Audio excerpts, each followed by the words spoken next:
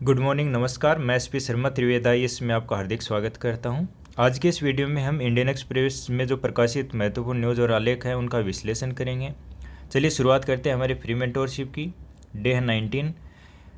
3 अगस्त के लिए आपके टारगेट रहेंगे GS4 के अंतर्गत। पहला होगा जवाबदेही और नैतिक शासन। सेकेंड टॉपिक रहेगा शासन में नैतिक और नैतिक मूल्यों को मजबूत करना। GS पेपर 2 पॉलिटी में रहेगा, जो हम पढ़ रहे हैं power function and responsibility of various constitutional body.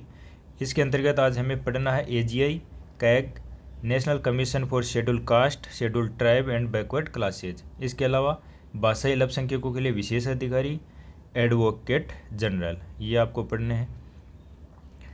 देखिए, अभी जो न्यूज़ में है बहुत सारी न्यूज़ ऐसी हैं जो चल तो रही हैं, लेकिन वो UPSC के दृष्टिकोण से महत्वपूर्ण नहीं है।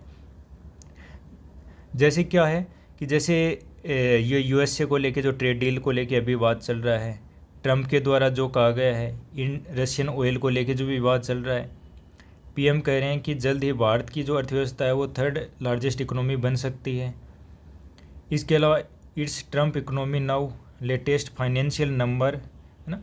ये जो सब है न्यूज़, ये हम इसको डिस्कस नहीं कर रहे हैं। कारण क्या है? कारण ये है कि UPSC सिर्फ उन्हीं चीज़ों को पूछता है जो फाइनल हो चुकी है। तो आपको लगता होगा कि ऐसी इंपॉर्टेंट न्यूज़ हम क्यों छोड़ते हैं, वो उसका रीज़न ये है कि जब तक कोई चीज़ फाइनल नहीं है वो आपको कभी भी नहीं पढ़नी चाहिए। इससे सिर्फ टाइम वेस्ट होता है।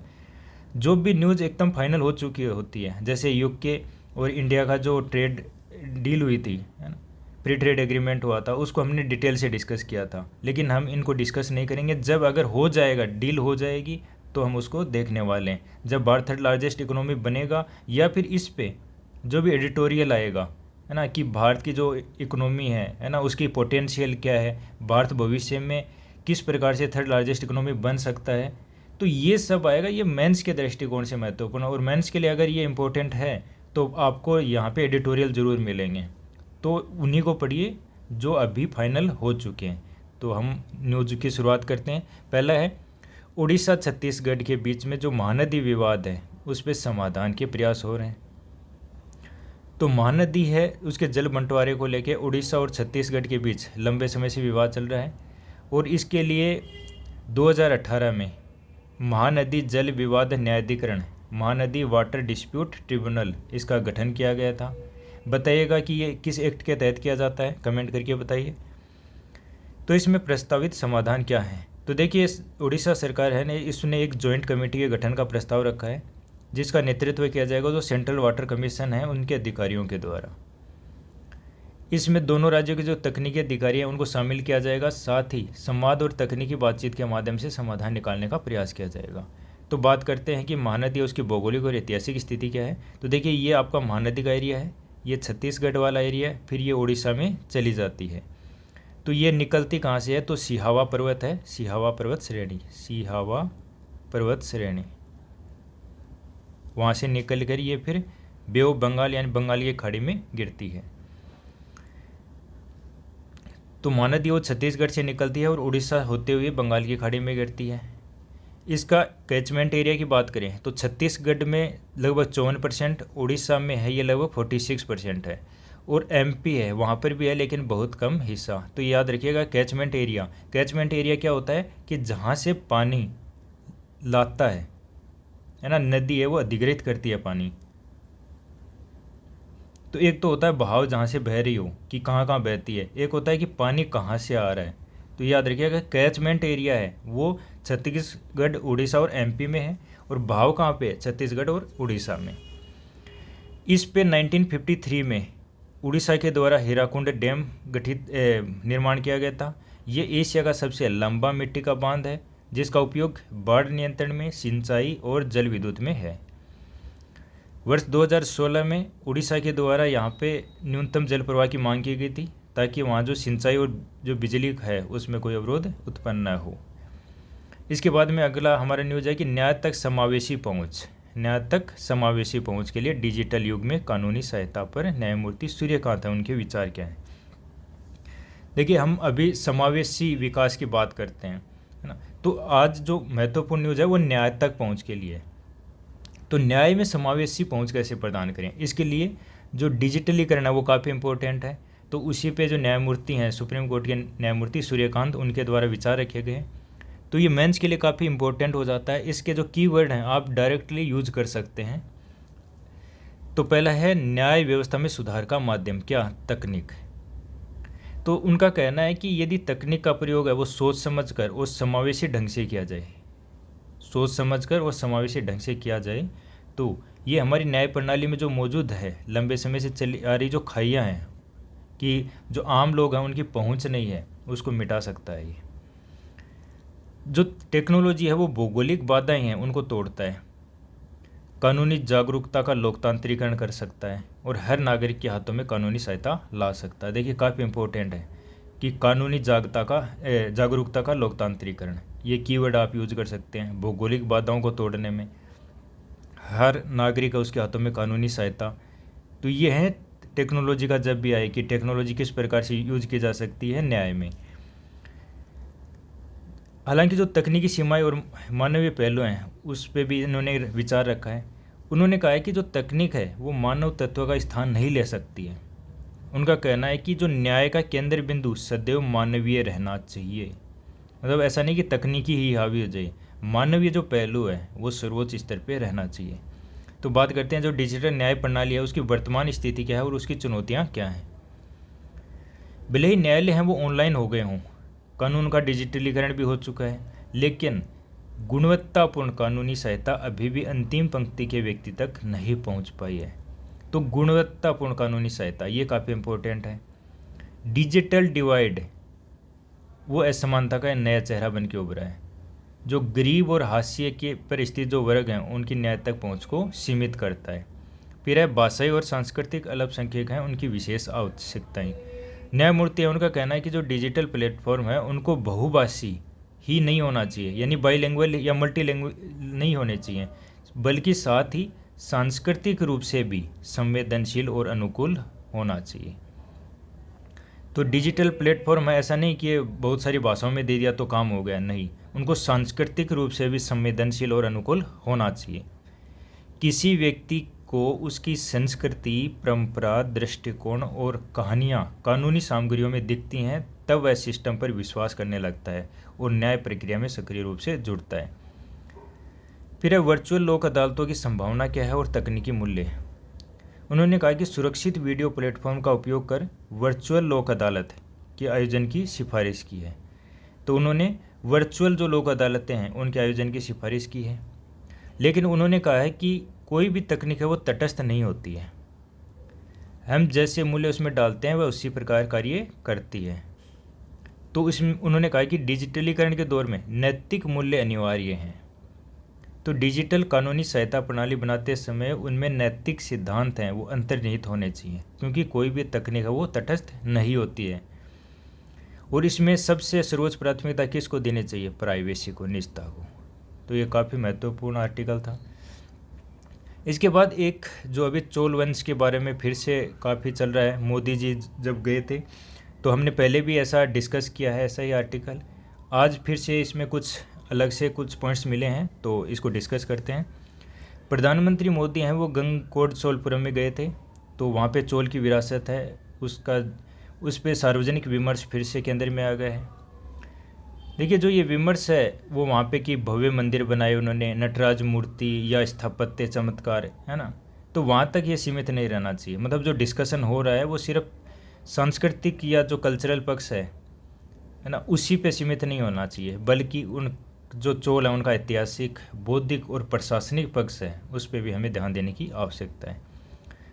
तो देखिए इस उनके काल को लेके भी बहुत सारे विवाद रहा है, बहुत सारी चीज़ों को लेकर विवाद रहा है। अलग अलग जो इतिहासकार थे उन्होंने अलग अलग व्याख्या की है, लेकिन अगर उनके कालखंड और उद्भव की बात करें तो जो मुख्य धारा के इतिहासकार हैं वो मानते हैं कि जो चोलों की सत्ता थी वो 9वीं से लेकर 13वीं शताब्दी के बीच थी, जबकि कुछ इसे संगम काल 350 ईसा पूर्व से 1279 ईस्वी तक विस्तारित करते हैं।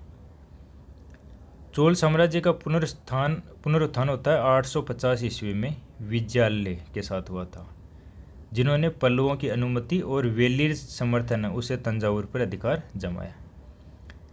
उनके जो वंशज थे चोल प्रथम और राजेंद्र चोल प्रथम, ये दो महत्वपूर्ण थे जिन्होंने चोल साम्राज्य को चरम पे पहुंचाया। बात करते हैं प्रशासनिक संरचना और तथाकथित लोकतंत्र। देखिए, चोलों की जो त्रिस्तरीय प्रणाली थी वो काफ़ी महत्वपूर्ण थी, जिसमें नाडु जो कि बहुग्राम इकाई थी, उर जो कि ग्राम सभा थी, और ब्रह्मदेह यानी ब्राह्मणों के लिए विशेष ग्राम, ये त्रिस्तरीय प्रशासनिक प्रणाली थी। जो नगरम थे यानी जो व्यापारी नगर थे वो नगरटरों द्वारा शासित होते थे। जो मंदिर होते थे वहाँ पर न केवल धार्मिक बल्कि आर्थिक और सिंचाई के केंद्र भी हुआ करते थे, जिन्हें देवदाय भूमि देकर समृद्ध किया गया था। इसके अलावा कुडवोले पद्धति भी थी, जहाँ पे चुनाव हुआ करते थे। चुनाव के लिए एक पद्धति है लॉटरी पद्धति, तो को लोकतंत्र का प्रतीक बताया जाता है, किंतु ये सीमित जातीय वर्गों तक सीमित थी। राज्य अधिकारी हैं वो वीटो के अधिकार रखते थे। फिर अब बात करते हैं उनकी लेखांकन और निगरानी प्रणाली की। तो जो चोल शासन है वो सूक्ष्म लेखा जोखा रखने में दक्ष थे, जैसे सिंचाई टैंकों जो टैंक है उनका रख रखाव, धान की उपज का, ग्राम सभाओं के कर्तव्य। तो राज्य द्वारा जो नियुक्त नाडु वगई सेवार्स थे जो लेखाकार बोलते हैं, और कंकणी नायकस यानी जो निरीक्षक, ये सुनिश्चित करते थे कि स्थानीय जो निर्णय है वो राजस्व हितों से मेल खाएं। जो भी कर की छूट दी जाती थी वो केंद्रीय स्वीकृति आवश्यक थी वहाँ पे। बात करते हैं उनकी नौसैनिक वाणिज्य और सैन्य विस्तार की। तो अयवोले और मणिग्रामम ये व्यापारिक संघ हुआ करते थे जिनको चोलों का समर्थन प्राप्त था। इनसे समुद्री बेड़े तैयार करवाए गए थे जिनका उपयोग लंका और दक्षिण पूर्वी एशिया वहाँ पे सैन्य आक्रमणों में किया गया। व्यापारिक लूट भी हुई, जैसे कि मंदिर बौद्ध मठ थे उनको निशाना बनाया गया। तो इनको धार्मिक विस्तार के नाम पर वैध ठहराया गया। फिर बात करते हैं समकालीन धारणाओं की आलोचना और वर्तमान संदर्भ। देखिए, चोल है उनको प्राचीन लोकतंत्र का प्रतीक मानना आलोचना से परे ऐतिहासिक सौंदर्यीकरण है। क्या है? ऐतिहासिक सौंदर्यीकरण।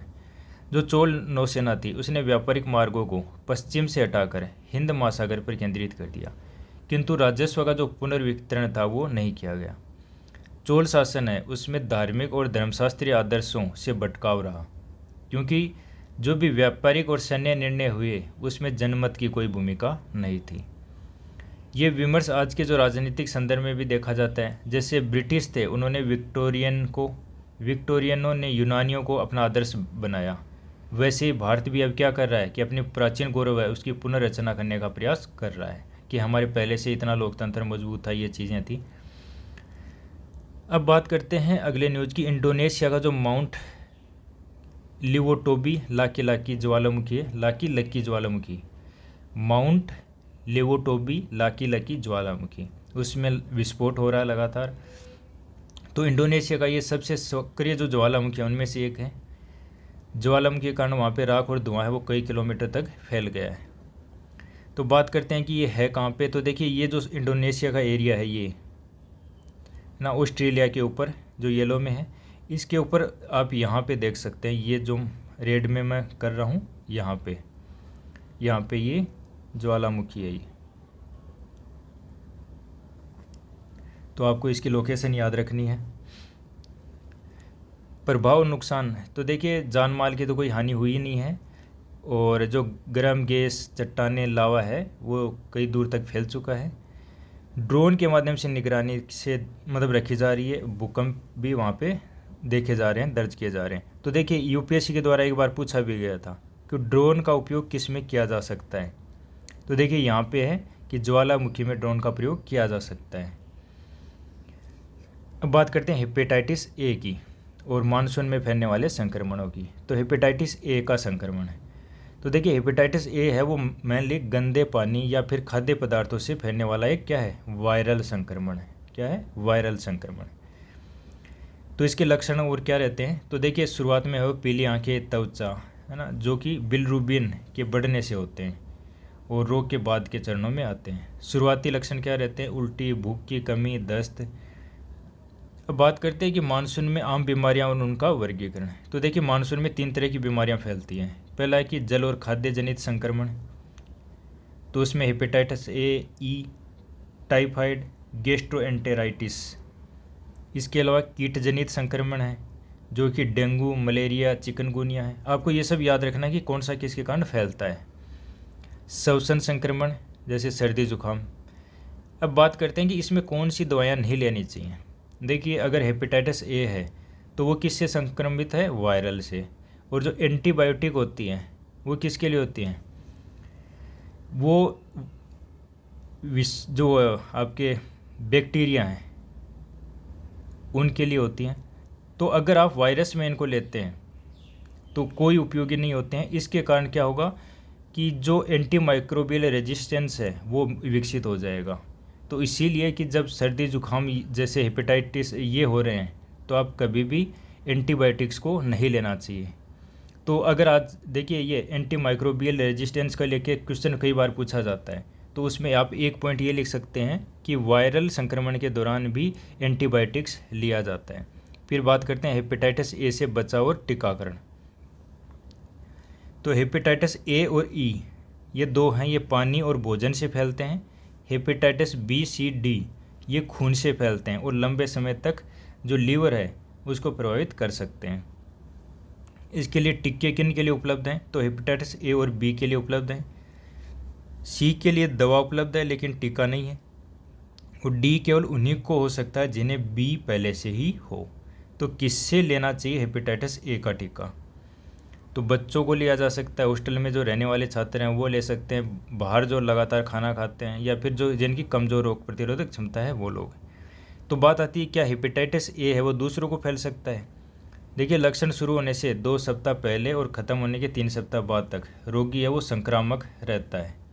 अगर लक्षण नहीं दिखे तब भी संक्रमित व्यक्ति अनजाने में दूसरों को फैला सकता है। तो वायरस कई दिनों तक सतहों पर जीवित रह सकता है, इसलिए साफ सफाई और हाथ धोना अत्यंत ज़रूरी होता है। इसलिए हेपेटाइटिस ए है वो फैल सकता है, हमें ये याद रखना है। तो आज का डिस्कशन यहीं ख़त्म होता है। Thank you.